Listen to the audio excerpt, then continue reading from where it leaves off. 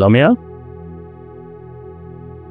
জি তোমাকে গত পরশুদিন 10,000 টাকা দিয়েছিলাম না, সেই টাকাটা দাও।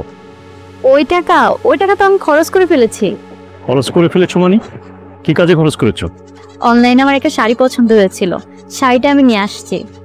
তোমাকে তো আমি টাকাটা শাড়ি কেনার জন্য দিইনি। শাড়ি কেন কিনেছো? আরে এসব তুমি কি বলছো?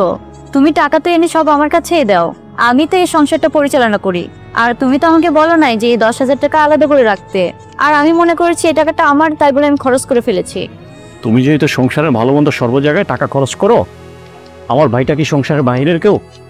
তাহলে আমার ভাই যে এখন তোমার কাছে এসে 1,000 টাকা চাইলো, তুমি আমার ভাইয়ের সাথে কি ব্যবহারটা করেছো আমি তো সিঁড়ির কাছে দাঁড়িয়ে শুনেছি।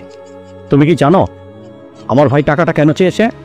হ্যাঁ, গত 3 মাস আগে যে তুমি মেডিকেলে ভর্তি ছিলে, আমাদের যখন বেবি কনসেপ্ট ছিল, তখন আমি কোথায় ছিলাম?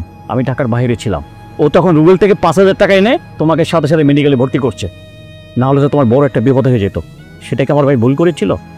তুমি কি ব্যবহারটা করলে আমার ভাইয়ের সাথে? হ্যাঁ, ও তো আমাকে এভাবে খুলে কিছু বলে নাই। বলবে কেন? কেন বলবে? কারণ আমার ভাই তোমাকে আপন করে নিতে পারছে, তুমি আমার ভাইকে আপন করে নিতে পারো নাই।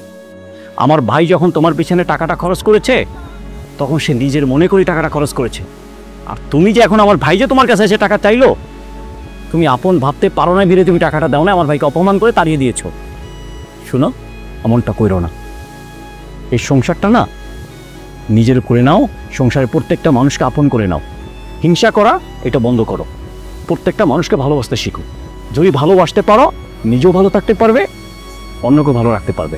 তুমি আমাকে মাফ করে দাও, আর এরপর থেকে এরকম হলে আমি কখনোই করব না।